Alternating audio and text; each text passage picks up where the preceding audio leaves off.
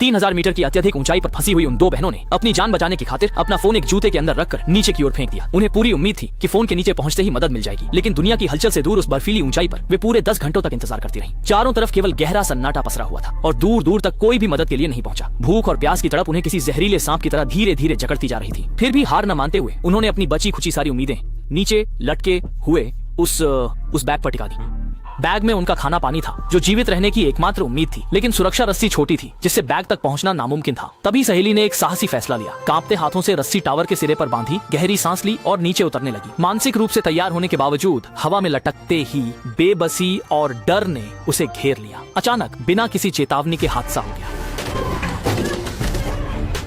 वह अचानक लड़खड़ाई, मानो कटी पतंग सी गिरने ही वाली थी। सालों के अनुभव ने उसे तुरंत संभाल लिया, पर हर कदम तलवार की धार पर चलने जैसा था। 3000 मीटर की ऊंचाई एक ब्लैक होल सी थी जहां एक चूक उसे निगल सकती थी। मुश्किल से बैग के करीब पहुंची, पर दूरी इतनी थी कि छू न सकी। बैग सामने था पर मीलों दूर लगा।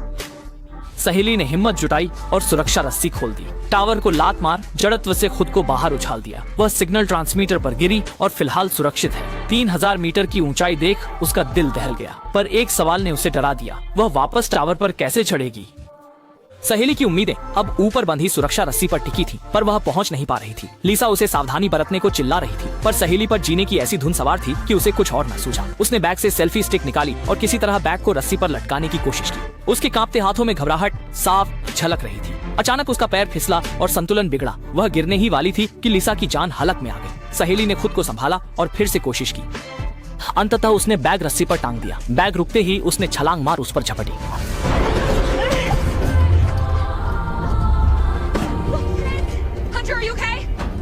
ये देख लिसा दंग रह गई। उसे उम्मीद न थी कि उसकी सहेली इस खतरे में इतनी फुर्ती दिखाएगी। लिसा ने पूरी ताकत से रस्सी खींची और सहेली टावर के करीब पहुंच गई। तभी एक और मुसीबत आई। सहेली का शरीर झुका और लगा कि वह गिर जाएगी। गनीमत रही कि उसने तुरंत लटके बैग को पकड़ लिया और गिरने से बच गई। लिसा